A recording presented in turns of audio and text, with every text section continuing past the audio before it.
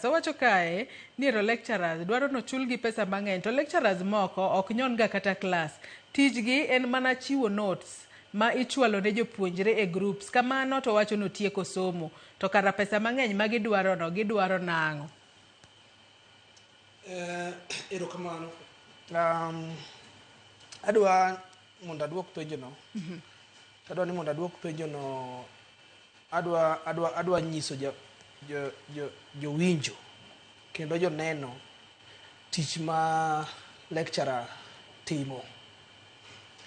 Tich mokwongo ma lecturer timo e university ka ok en puonjo, en research.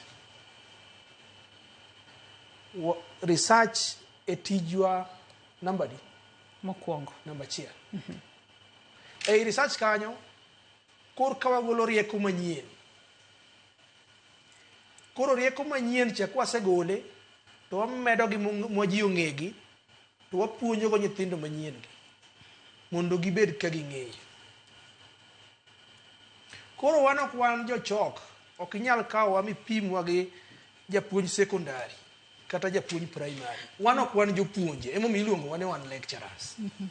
Wan watimo research. To research ok en time gi wich mora mora. Emomiyo wan mana ji 9,000 kende Kenya ka. Koro tijwa maduong' en research. Puonjo bende wapuonjo. To ka winjo penjo no maber, to be seche moko anyalo yie gi gik moko ma seche moko jowetewa moko timo. Nikech ok inyal bet, yes, ipuonjo to in gi classes. King'iyo regulator onego beni semester ka semester apuonjo classes 3.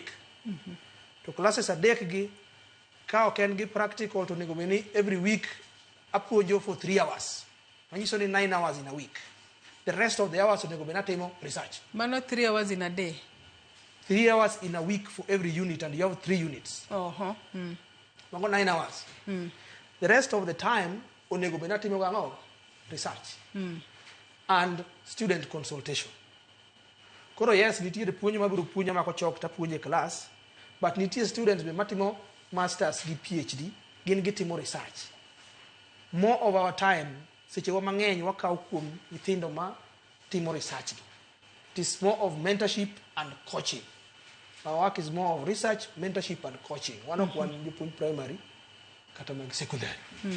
Koro yudo ka time onego beni wan go mang'eny mar mondo watim ang'o? Watim research, mondo wakoch go ni master students and PhD students.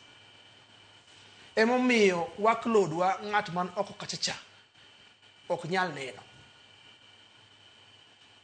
Ok onyal neno workload wa gi oko kachacha. Koro nyalo paro ni wambe wabiro to wachalo japuonj mar primary gi secondary. Wapogore mabor. Wapogore apoga kabisa.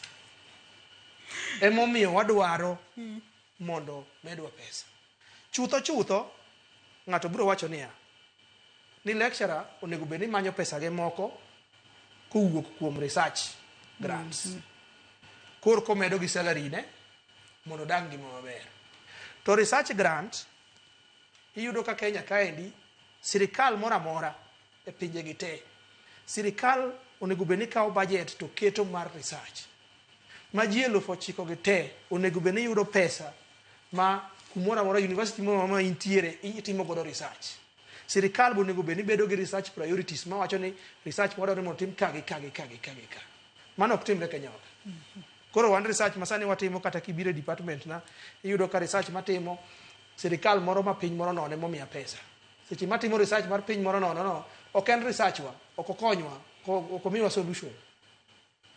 Koro iyudo ka pesa ma wuok kuom research bende timore nade? Bende onge. Koro sirikal ni gima na wacho ni sirikal nyaka prioritize education.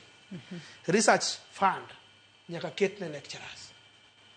Ma every lecturer can nyalo yudo pesa mar research kanyo. In addition to osara. Lecturer onego beni chulo a level mar CS. That is the value monego beni ichulo go lecturer kia ni CS cha tichamo pesa yen siling elof mia diwa en omenda makore lach en on siling elof 800 gi wiye lecturer ka lecturer onego bed ni chulo siling elof 800 gi wiye